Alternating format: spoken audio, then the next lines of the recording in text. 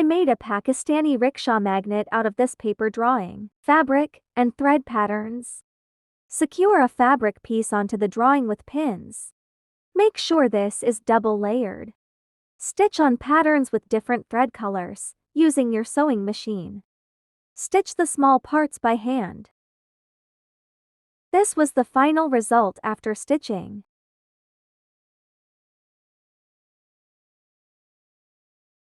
Fill this in with polyester and then stitch to secure.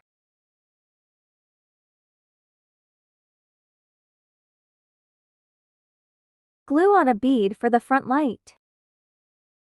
Stitch a small tassel on one side. And it's done. This is a lovely craft idea. Follow me for more content like this.